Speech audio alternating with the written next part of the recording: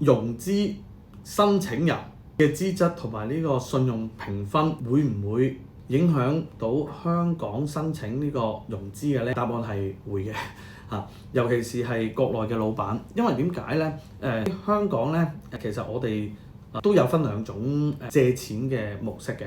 第一種呢，就係抵押品，即係話你攞層樓入嚟，跟住我就根據你層樓嘅估值，然之後我就俾一啲嘅融資額度你去做生意咁樣樣。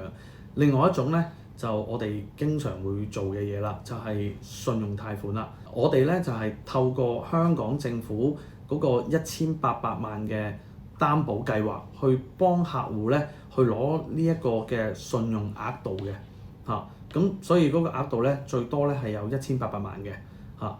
咁好啦，咁話咗信用就即係唔需要有呢個物業做抵押品啦，係咪？咁銀行其實都驚嘅喎，哇！可能我信你1000萬、1800萬咁樣樣，咁所以咧每一次咧去做申請嘅時候咧，銀行好多時候99%佢都需要了解嗰個客戶佢本身有冇啲咩嘅個人資產咧，例如樓啦、股票啦、基金啦呢一啲嘢就為主嘅嚇。咁佢唔係需要你攞啲樓嚟做抵押，因為國內嘅樓其實銀行都要唔到，俾佢都冇用嚇。咁但係佢起碼佢知先。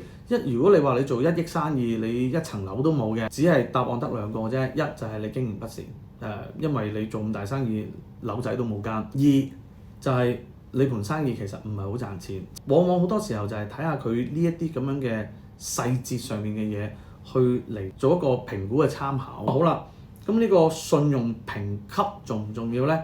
又反過嚟喎，喺呢一個位咧，銀行就暫時咧就少啲睇嘅，睇下邊間銀行啦嚇。國內大概係點嘅環境咧，就好少會問。